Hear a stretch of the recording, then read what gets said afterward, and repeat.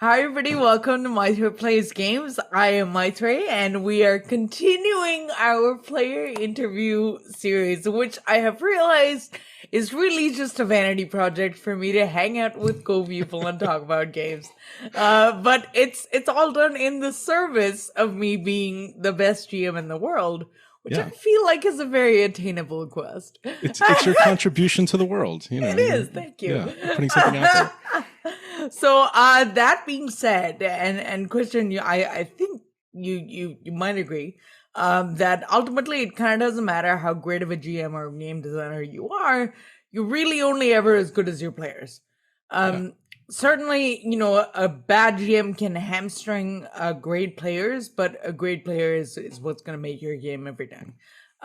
To that point, I have been really lucky to meet with some and to play with some what I consider just like top tier excellent players, and I'm very lucky to have one of them here with me today. Aww. Kristian, before I hand over to you, Kristian, and this is something that I realized I should have been doing for my other play interviews, but one very specific moment that I wanted to call out, like as a memory that I have of you as a player, is we were playing a Savage Eberron game together, and you were a fellow player in that game, and you were really active about making sure all the players at the table were awarded bennies for like various things that we were doing.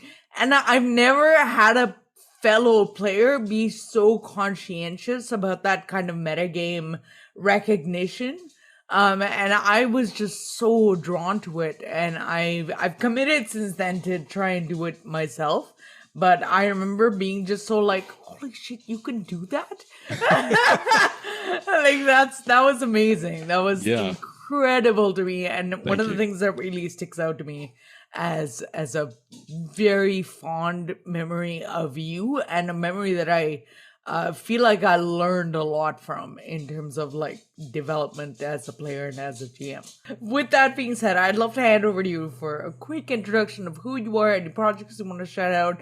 If you want people to find you on the internet, where can they do that? Yeah, so you can find me. I'm on Twitter, Kristian Serrano, and I'm also on. I recently also dove into Mastodon, which is kind of like a Twitter alternative, and it's a federated Twitter alternative. So I'm there as well. I'm also on Discord. You can find me in the Eberron communities, the Savage Worlds communities. I'm on the Savage Interludes Discord server. I'm on the Foundry VTT server. I'm everywhere. So it's probably too many places, quite honestly. Stretching myself a little thin, but it's all good. Yeah. So I am currently, I say currently because it's a relatively newish endeavor. One half of the immaterial plane. The other half is my partner, Jen. She's my partner in life as well as my partner in the publishing company. I love it. Yeah, we do too. And we have published, we started off with 2 small swag products. Swag is Savage Worlds Adventurers Guild. It's kind of like community content.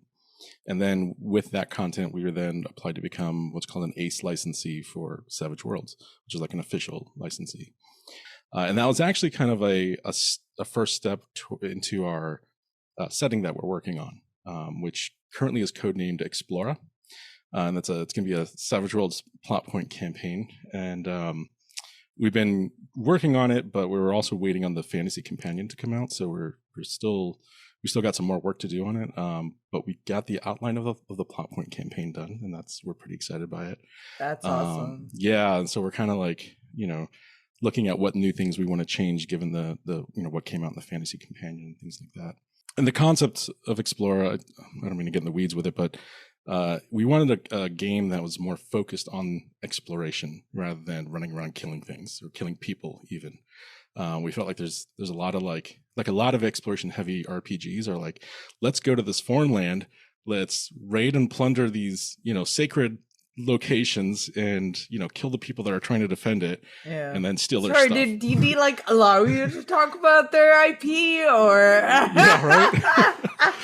So no, I get it, man. I as a lived experience of colonialism, like I fucking get it, and I love that you're approaching exploration from a more sort of this is unfamiliar and I want new knowledge, and it's not about sort of conquest. Exactly. And that's absolutely the focus. Like, it's not about conquest. It's I don't want to give any spoilers in terms of the story, but it's definitely not. It's definitely a new knowledge type of thing. And so that's really the focus of it. I am also working on.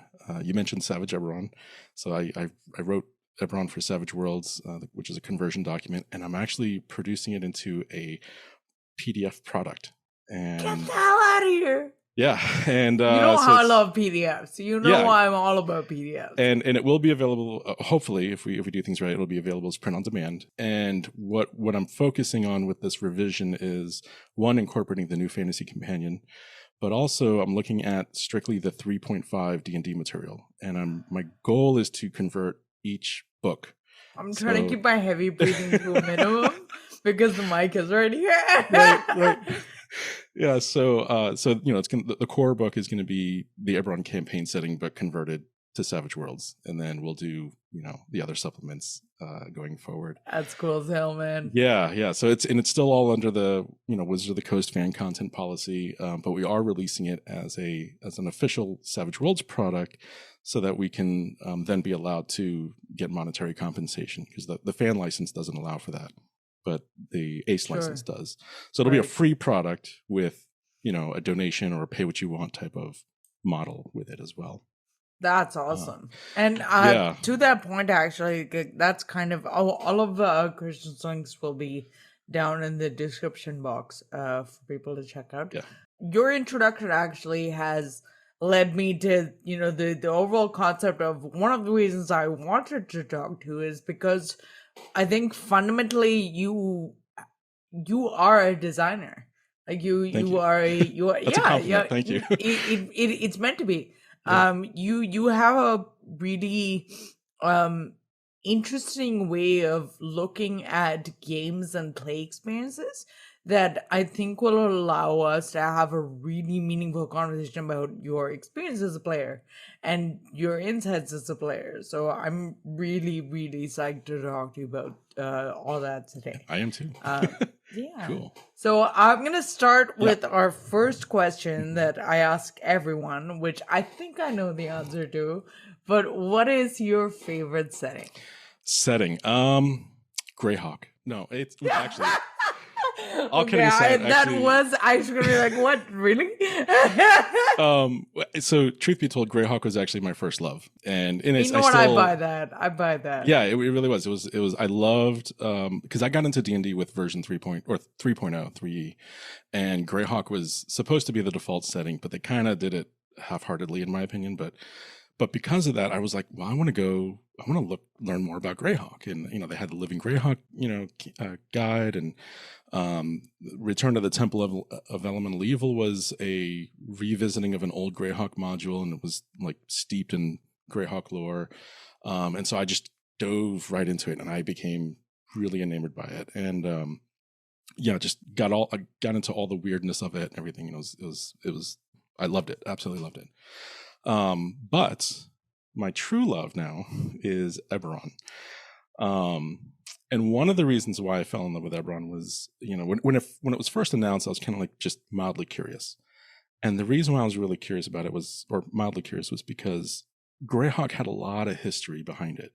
And, there were a lot of changes over editions, and it felt a little overwhelming sometimes to really try to pull it all together. Here was a setting that I could try to get into from the ground up. Right? I can just absorb it as things come out for it. And it released, and I picked up the book after, I read all the Dragon Magazine article previews, the Wizards of the Coast articles, and so on. I picked up the book, and I was like, this looks cool. And it was like everything I always wanted to try to do with Greyhawk, which was very cinematic action, very pulp story, noir intrigue kind of things. And like, I love films like The Mummy Returns, Van Helsing, like those really kind of just over the top, Raiders of the Lost Ark, that kind of stuff, And I tried to do that with Greyhawk, and it sort of worked, but not really. And then Eberron was all about those stories. It was very much focused on that, and all the lore and everything was hooked on all those themes and whatnot. And so that's what drew me to it, and I fell in love with it. I just absolutely fell in love with it, and so that's That's my favorite awesome. setting. Yeah. That's I still love awesome. Greyhawk. Every now and then I think about, Sure. man, maybe I'll run a Greyhawk campaign. I'm like, yeah. But Eberron. Eberron. Yeah. So then to that point, then I assume that your favorite system is Savage Worlds. Is that correct? Yeah, that is correct. Okay. Yeah. So then what I would love to understand is you've done so much designing for Savage Worlds and Eberron, like as a system setting combo, but specifically what I want to understand is what drew you to designing that from a play experience? Because presumably you played in it first and then you were like, holy shit, I can do some really cool stuff with this. So I want to know like what made that jump for you.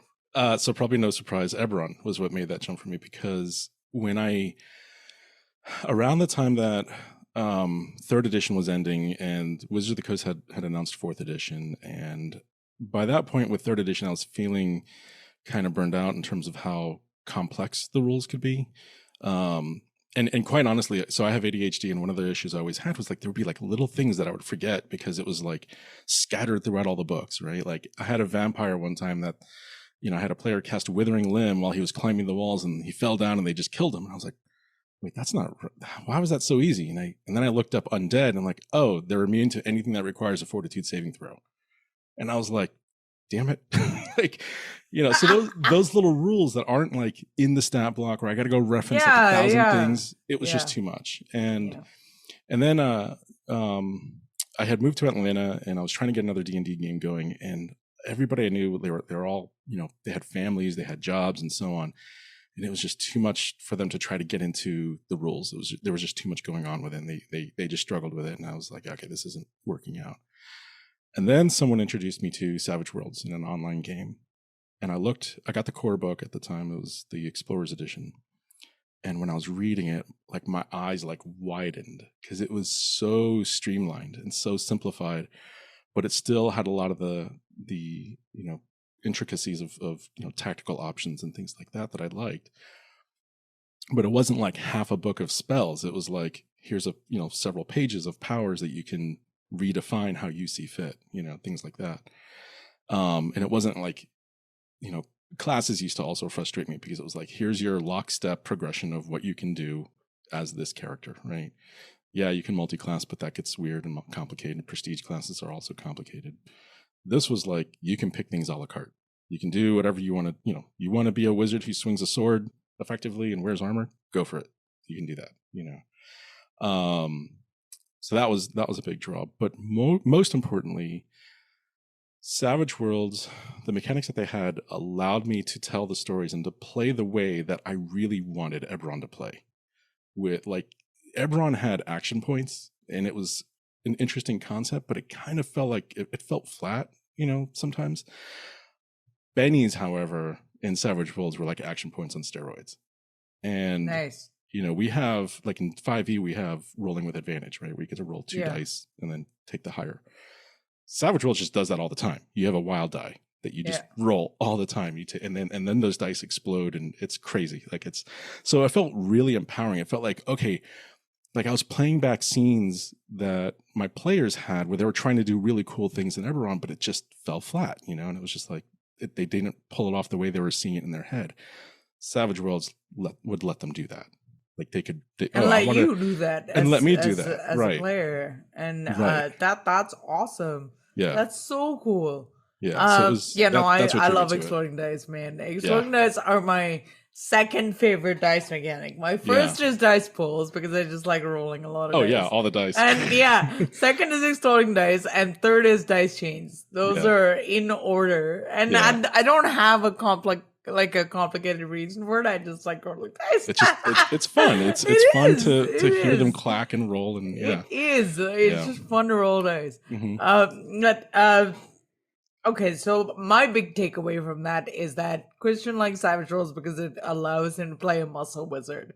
Like, Yeah. I'm pretty sure that was the takeaway you wanted Yeah. from that. Well, yes, that, and because I want to design the character that I have a concept in mind, right? I want to be able to express that however I want, but also I'm so sorry to interrupt, but I have recently had that exact experience because I have been playing in a friend's Savage Worlds campaign. Yeah. And I played a ton of one shots, like a lot of like smaller mini arcs, but the advancement of the character has been limited because of the finite nature of the game. But this is my first long form Savage Worlds game, and this is the first time I have engaged with this kind of a la carte character development and advancement.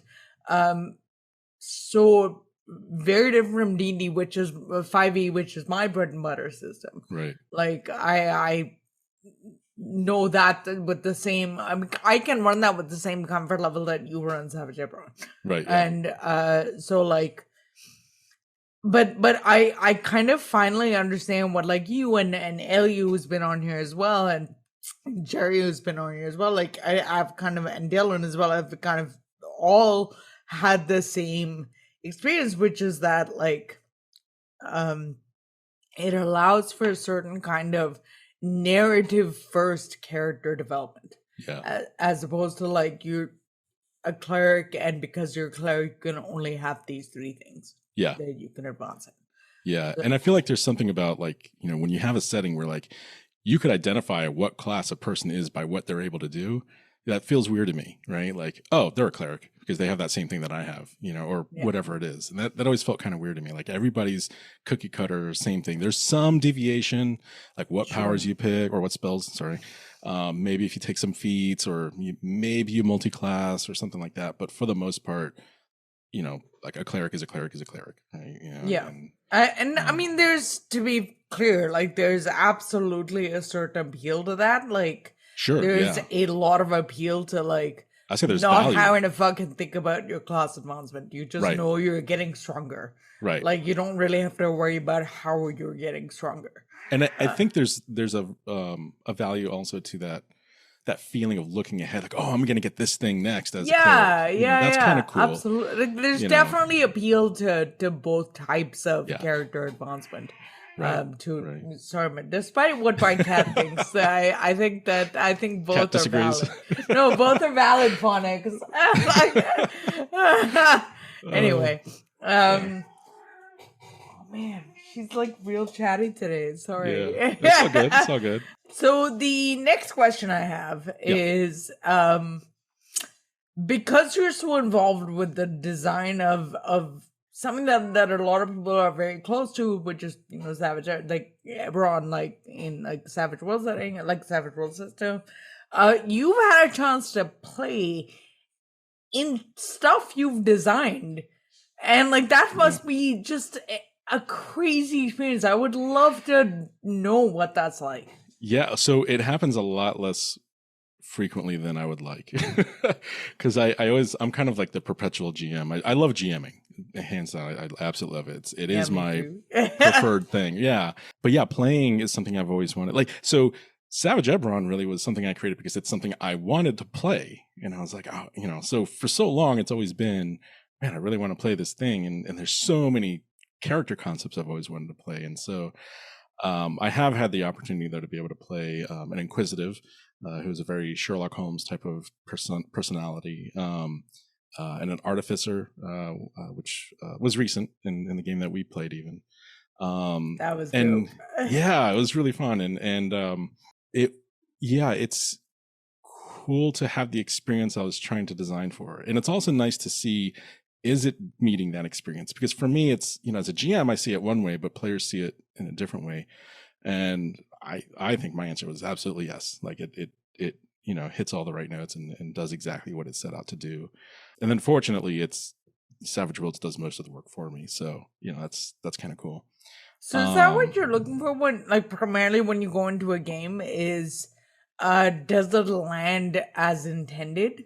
Like from a play experience? Because otherwise, why are you even doing it, right? If it's not And not just how I intend, but is an experience that the players are enjoying. Because how I intend might be one thing, but if how I intend isn't fun for the GM or the players, then it's pointless, right? Yeah. Like now, there's some things I might want to design strictly for my own game, and but if I'm going to put something out there in the world, yeah, I want to make sure that it's going to be something that people enjoy, that it brings an experience that's fun, but challenging and evocative and so on. Right. And your time as a player in games you've designed allows you to really understand that in a meaningful way. It sounds Right. like. And I try to also engage with players, after the fact, like, okay, how did that work for you? Did that, did that feel right? Is there something you wish was a little bit different? And sometimes their answers are, it's really just a matter of how they were framing it in their own mind. And sometimes it's like, no, this is kind of janky. Like this needs to be, fine-tuned a little bit. Like I had times where players were like, they were trying to play D&D with Savage Worlds.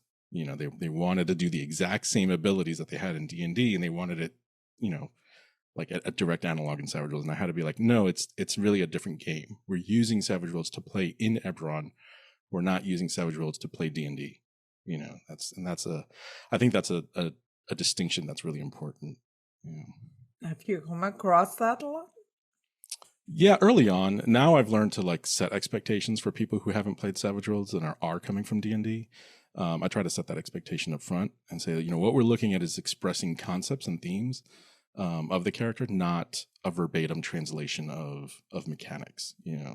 Like your warlock had certain abilities in D&D.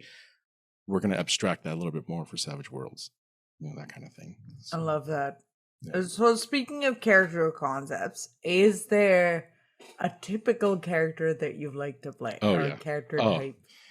Yeah, rogues. I love rogues. And not for the reasons that, are sort of stereotypical. Like I don't like stealing from the party or, anything like that. The reason why I like rogues is because they have a bit of a versatility to them. And they also kind of require more creative play in terms of how you solve problems. And you get to use all these abilities that you have, these talents, so to speak, to navigate around challenges and whatnot. But I think there's something cool about rogues where by nature they allow you to kind of like pull from the world, right? Like, well, I'm not the super strong guy, so I can't just go in and like smash everybody's heads in or whatever. But maybe I can go talk to this person over here and kind of do some influence. And, there's like things like that you can do in the game and in the world. And I think it helps to draw out some of those in-world elements and interact with them more creatively.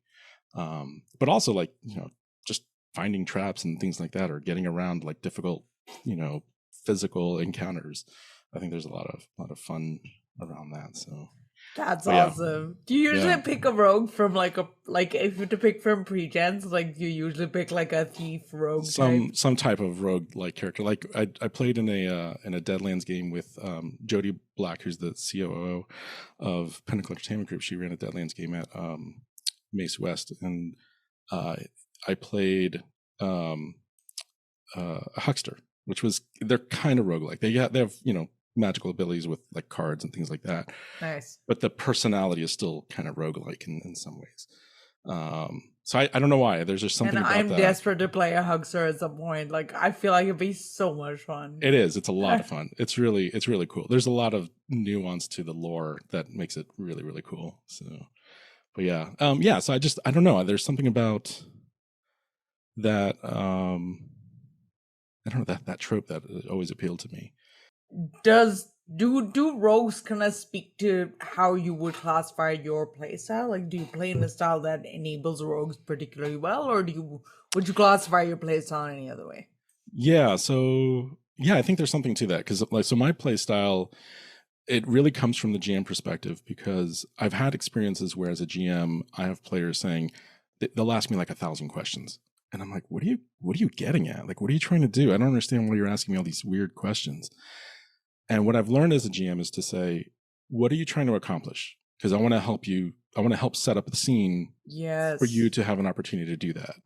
And then that opens up more dialogue. And also, I think that comes from a background or a history of, like with D&D or any RPG really, where it's like a players versus GM mentality. So the players are kind of trying to pull one over the GM by asking questions and not letting on what they're trying to do.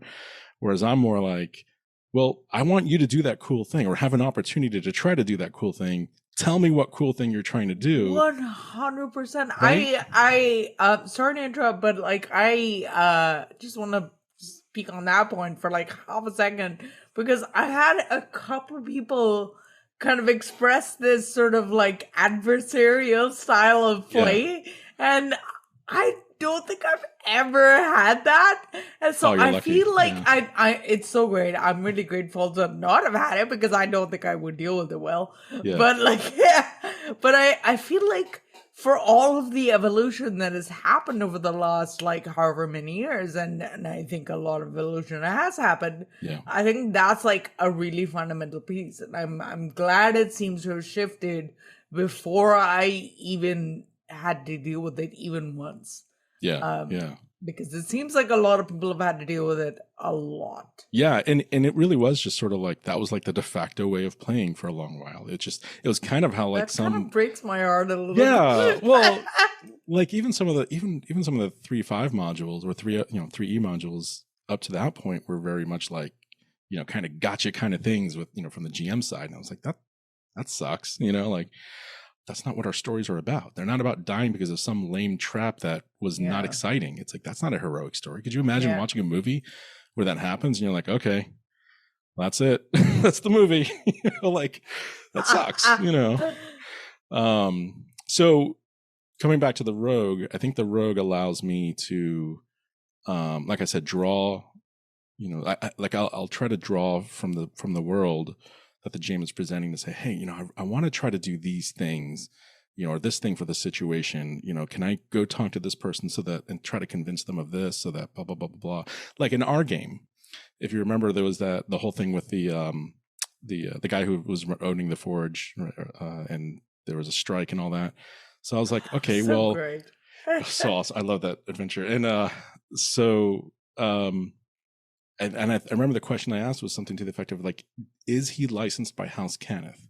Because I would like to present the risk of losing his license because of what's happening with his forge, with his company, And I remember Sid was that. Like, yeah. Right. Yeah. And Sid was like, yeah, that's, and I was like, cool. So now I have like something I can hook onto and use that as a different way of kind of navigating this challenge, So that's really cool. So you really engage, like your play style is really to engage with different elements of the world outside of like the adventure to inform your play in the adventure, it sounds like. Yeah. And I think really cool. Yeah, and I think that I don't know. Honestly, as a GM, I'm like, oh, that makes all my lore worth it. Yeah, well, so that's the thing is I hope that it helps GMs with validating the lore that they've spent so much time, either reading up on or creating or whatever. But two, making their job easier in terms of, executing the adventure, right? And because now they have fuel, they have things that can inspire them to play off of. Now, some GMs, they might have a hard time adapting or whatever.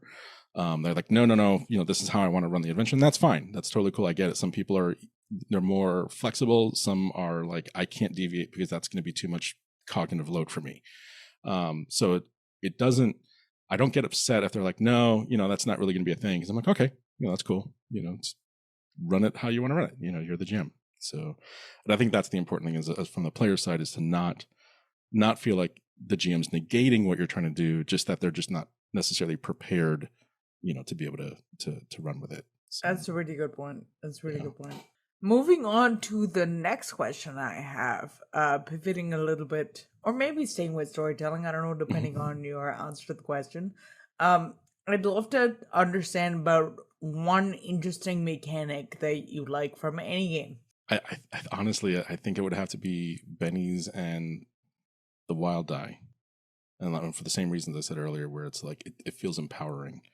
You feel like the capable hero you're supposed to be.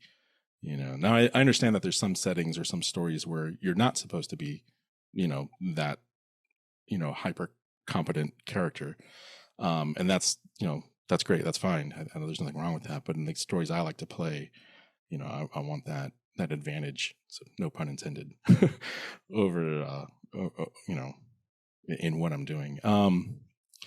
So there's that. I think Savage Worlds is actually filled with a lot of subsystems that I think are really cool. Quick Encounters is actually one of my favorites, because if there's, you know, with D&D, you know, historically you kind of search room by room going through the dungeon, but really those encounters, are they really meaningful to the story? You know, are they really that important to what the end goal is? And for some, yeah, you know, that is the experience. You know, what's the challenge of surviving this dungeon or whatever it might be.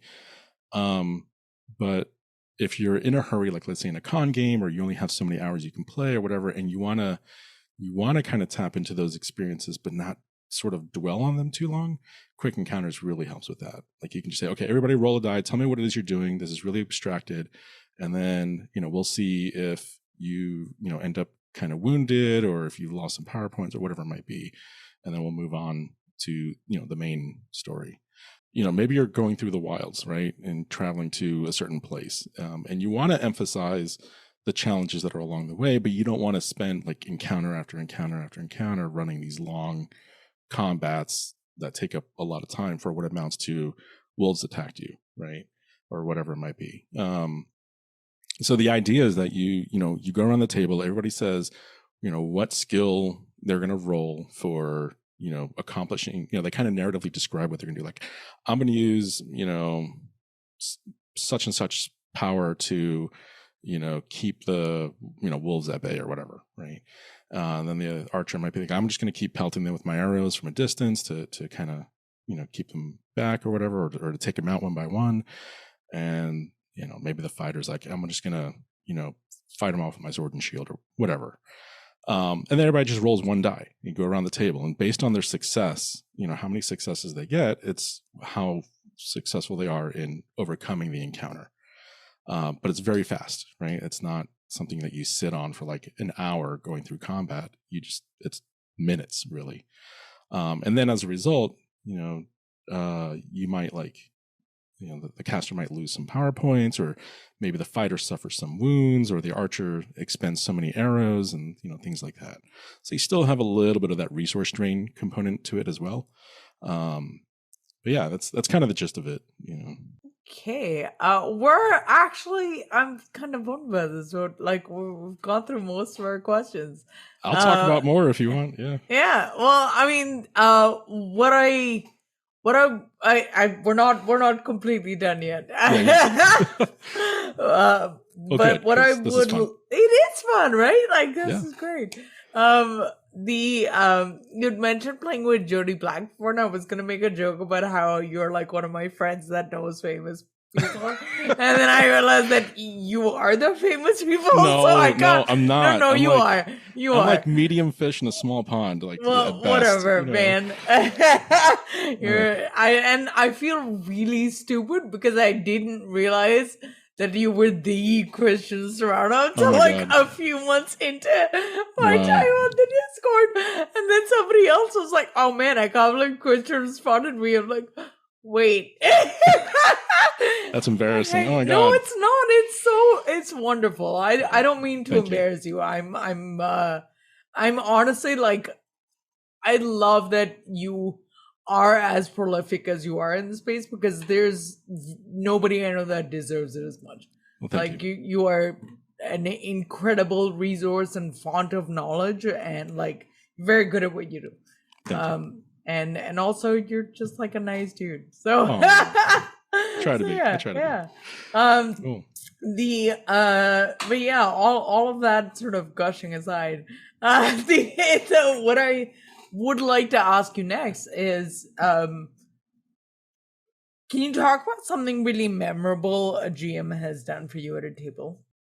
It wasn't something they explicitly did. It was more of how they set up. It was actually a game that Clint ran at a con, and he had pre-gens. Now, one of the things I love about what Clint does is he actually creates relationships among the pre-gens. Sorry, contextually for people who might not know, Clint Black is Jody Black's lesser half. I'm kidding. Sorry.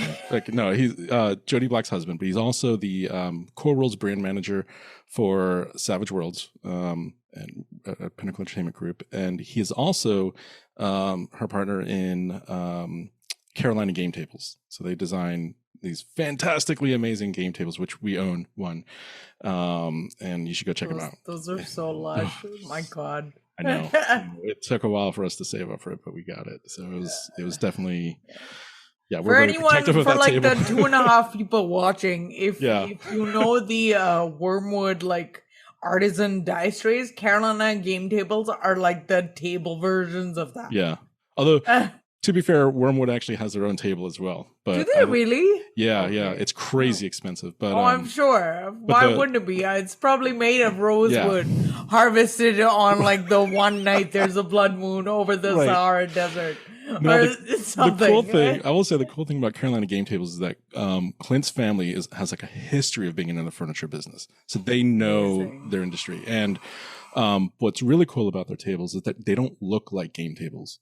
They look like heirloom quality, and they're built like heirloom quality furniture that you would have in your home, that you would pass down. I mean, it's high quality for what you're getting, and they look awesome. They look like, I mean, they're beautiful dining sets, right? And so Clint Black was running a game, and he weaves these these stories among these characters. I know, I'm so sorry. ADHD. It's how it happens, right? Yeah. So the characters that Jen and I were playing, actually, they were both cops. They were partners, but they actually had a secret relationship.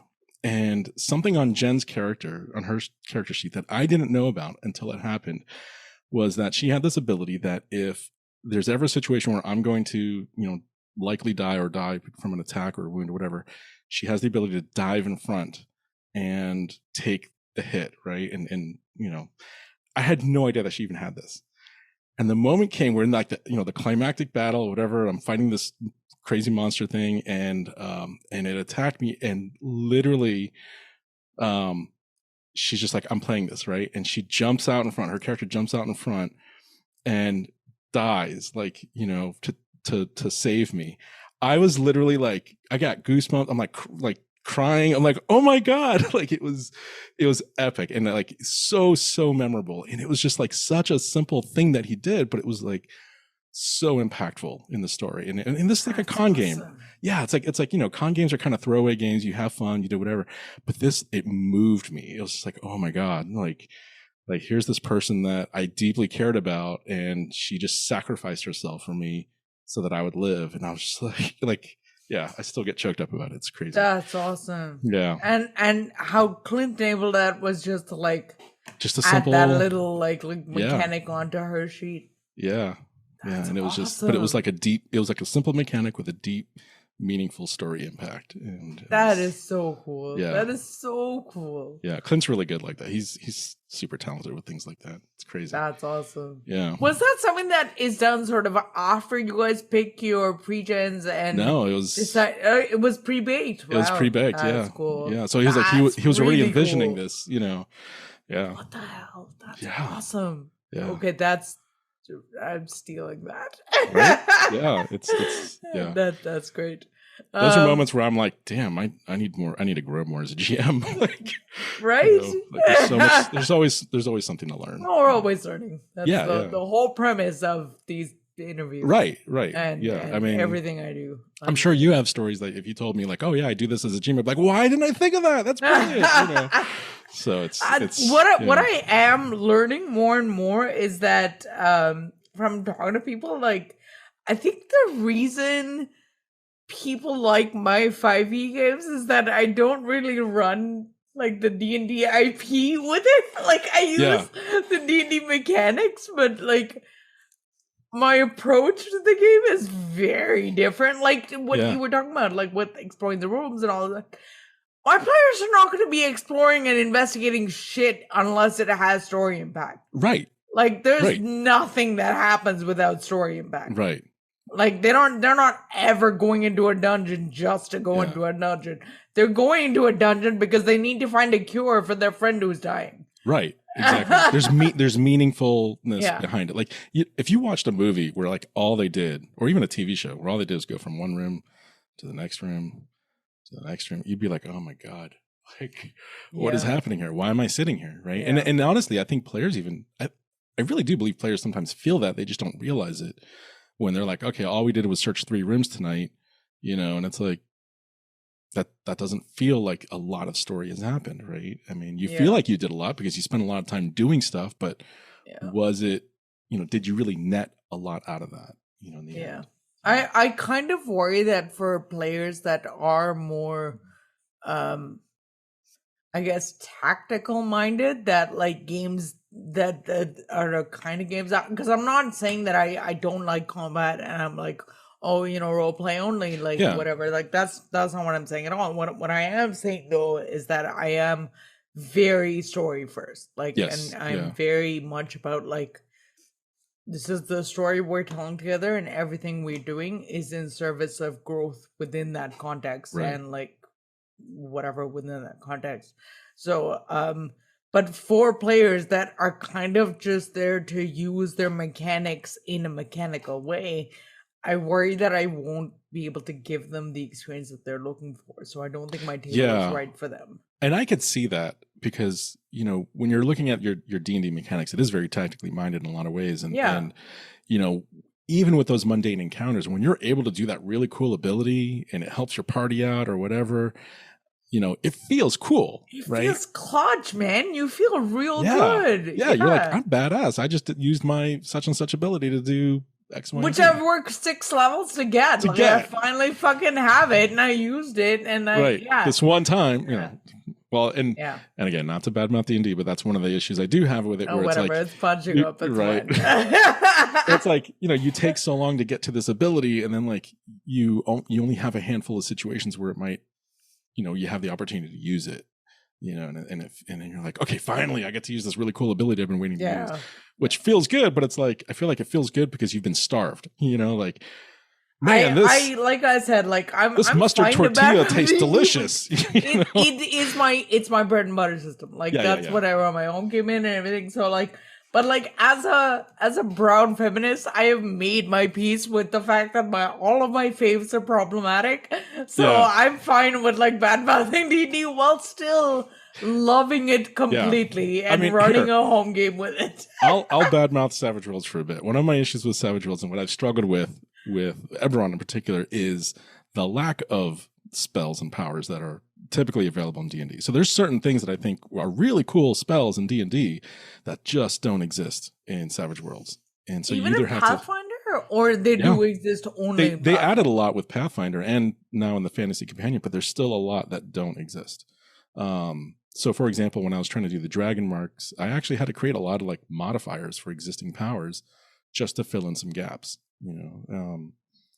but you can get away with like retrapping some powers, but there's a lot of gaps. There's still a lot of gaps.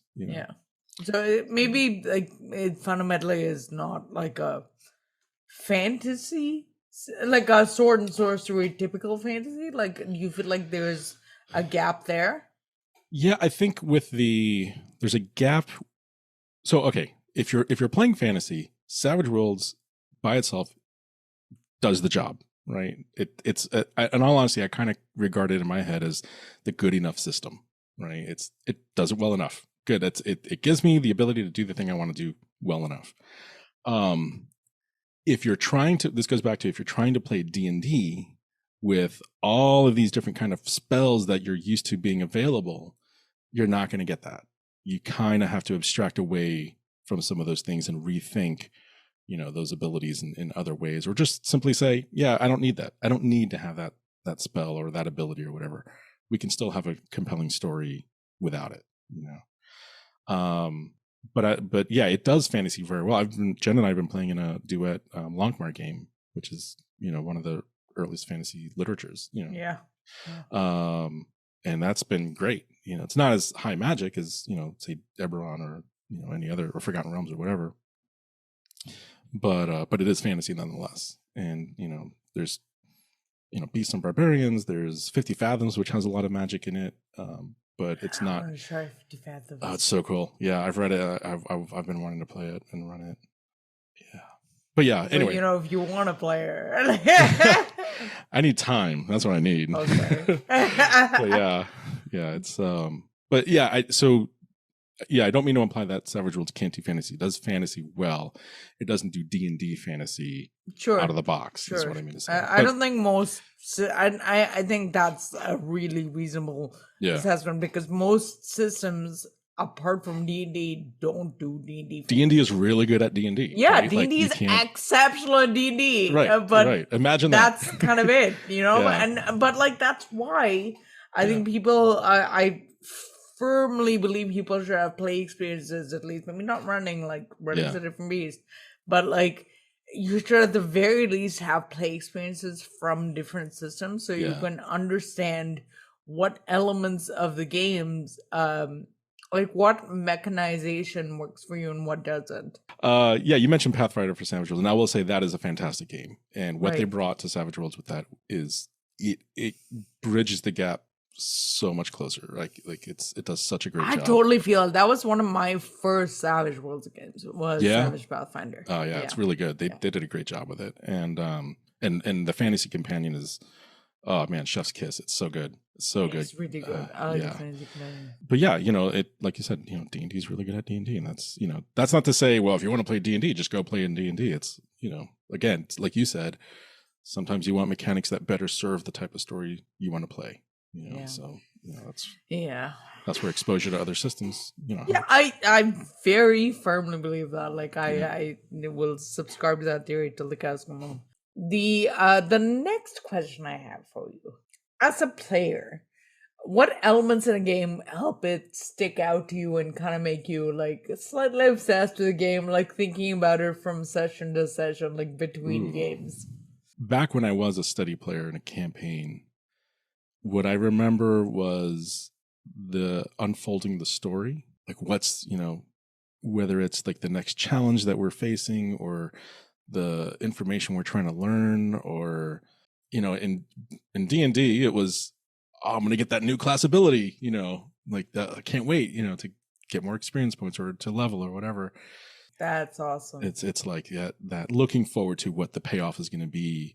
One of the things I've struggled with, I played in a Savage Eberron game once where the GM thought they thought they were doing us a service by throwing in a lot of different directions so that we could explore and go whatever direction we want. But what we felt was more of, well, we don't know what lead we're supposed to follow. We're deviating and nothing's getting resolved. We keep following this other lead, but we don't resolve that other thing. And we didn't know if we were supposed to be following this new lead or whatnot. So there was never a feeling of that payoff, with any particular story thread.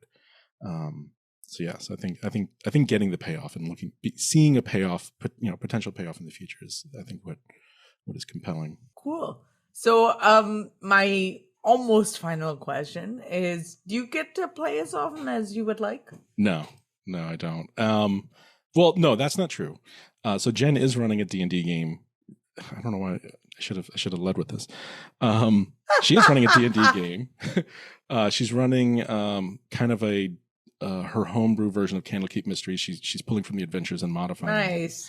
Yeah, nice. So she's a librarian also. So that's awesome. Libraries. She was really enjoyed that anthology. That's a cool one. Yeah. So she loves it. She's a librarian, instructional designer, and all these things. So that's like her.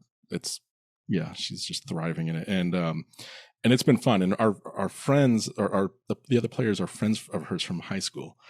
So for them, it's like they're just like right back to being in high school and just like cutting up and just like that's awesome. Yeah, and it's a lot of fun. We have a lot of fun with it. I mean, truth be told, some nights we don't get a lot of gameplay in because we're just like being idiots and just goofing off and whatever. We actually even came up with a code word, pineapple, for when we're getting off track. So we're like, pineapple. I love that. Just so we can get back on track. And even then that turns into a deviation sometimes. We're like, okay, wait, pineapple for real. Like, so yeah, so it's it's and it's fun. God. It's D&D, it's 5e, and as much as it's not my first choice, I still am having fun with it, and she's doing a great job with it. And yeah, there's some really fun, silly, intra-party, interactions and things like that. So the premise of the campaign, of the characters, started off from a meme on Twitter of bad character concepts. One of the players is a sentient hat who was formerly a tiefling, but somehow did some sort of corrupt magic thing that he turned into a hat that then possesses whatever it's sitting on. It's just like weird. There's a werewolf, a lycanthrope who doesn't believe that the moon actually exists. Amazing. Just weird things like that. Yeah. Mine is he started off as a wizard who, I actually stole this from the show Crodman Dune and the Flaming Sword of Fire. He's a wizard who's pretending to be a wizard, but he doesn't really know any magic at all. So, he's actually like what's the subclass? The thief mage or whatever. So he does know a little bit of magic, but he's using like illusions and things like that to like make it seem like he's doing powerful magic. That's really cool. Yeah. And then he makes excuses like, oh yeah, there must be some strong anti-magic thing here, that I can't, it's, protecting from my magic and, whatever. So yeah. That's delightful. It's a lot of fun. It's a lot of fun. So amazing. Yeah. My, I guess, final question. Sure. Is there anything you would like your future GMs to know? If I come in asking questions or prompting either players or the GM for things, please don't think that I'm trying to co-GM. Like, that's not my intent. My intent is just to either inspire the GM or the players and to take or leave whatever things I'm trying to like bring to the table. Part of that is because I still have my GM brain sometimes. But I struggle really. I have a lot of struggle with trying to not insert too much, because I want to respect the GM space and their role at the table. But sometimes I'll have an idea. I'm like, oh man, it'd be really cool if this were in play, kind of thing. Or I might have an idea for my character and I want to like see if there's opportunity for that. Like, I spoke about that before. So I think that's it really, is like just just know that if I'm doing that, it's not to force anything upon their game. It's just you're not trying to ruin the sanctity of their story or game or anything like that. If they say no, I'm cool with it. I just if I might just see an opportunity for something that I think would be kind of neat. Most GMs so far have been kind of appreciative of it, I think. And the same thing, like you spoke earlier about the bennies thing, like nominating people for a Benny. And that's something I came up with as a GM because I'm busy running 1,000 different things for the game. That I'm like, look, guys, if you see somebody do something really cool and I forget to reward a Benny, let me know. Even if it's yourself, nominate yourself. If you did something really cool and you're like, hey, I should get a Benny for that, I'm all on board with it. Like, please I love do that. Yeah. I love that. So I try to do that. And I try to nominate other players if I see something like that deserves a Benny. That was really cool. And I don't think any GMs ever disagree. They're like, yeah, that was pretty awesome, Yeah. So, I'm definitely, I have implemented a modified version of that at my table. Nice. Since our experience, so it's going to be, because I give inspiration. Yeah. For D&D. Inspiration's great. Yeah. I love that. Yeah. It's dope. It's dope. Yeah. Now imagine if you just had 3 of those every game session, They do have 3 of those every game session because I'm a generous GM. That's right. There you go. That's the way to do it. Yeah. Yeah. So awesome. Anyway, they burned through so much the last big combat. Holy shit, they burned through all of them. Yeah. I didn't realize, like, I've been working on running combat better, more dynamically, whatever else. And I think I'm getting there, but I think I may have overpowered them of like my bad guys just a little bit. Because overpowered the monsters and stuff? Yeah, because we were about like 10 hit points cumulatively away from my DPK. Oh no. No, like 40 hit points because the rogue like constantly evaded. Like some fucking rogues. Right. Oh, but man. Anyway, so yeah, but I don't have anything else that I wanted to ask you. This has been invaluable, and I thank you so much for the time today, Kristian. Thanks for having me. This is awesome. This is so much fun. Cool. Well, awesome. Yeah. I hope we talked about some things that you don't get to talk about as often as you probably get asked about other things.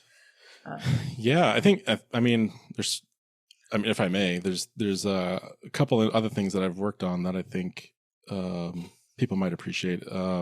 Please. So the Immaterial Plane also published a Foundry VTT module for backstory cards, which if you're building backstories with your PCs and with the setting and so on, absolutely amazing. Like I fell in love with the physical cards and I was like, I want to use this in Foundry because I play on Foundry. And I was like, I want to use this online with my friends. And I started making my own homebrew module and I was like, this is kind of cool. And I pitched it to Galileo Games and Ryan Macklin, and because Ryan Macklin's the creator. And they're like, this is great. Yeah, go ahead. And we did a contract and everything. So I got a license for it. And so we have an official Foundry VTT module for backstory. That's awesome. Yeah. That's so cool. It's such an underappreciated tool. Not the module, but just backstory cards in general. Sure. And it's such a great That's tool. Awesome. I gotta check those out, and I want to check out the NPC cards from Paizo as well. Yeah, those are those cool. are two that I have on my mind to check out. So, anything else you want to wrap with? No, thank you so much. This was fun. Yeah. Cool. All right. Well, thank you everybody for hanging out, for watching, and we'll see you again next time with another endlessly fascinating player. Yay! Can't wait to see it. Bye.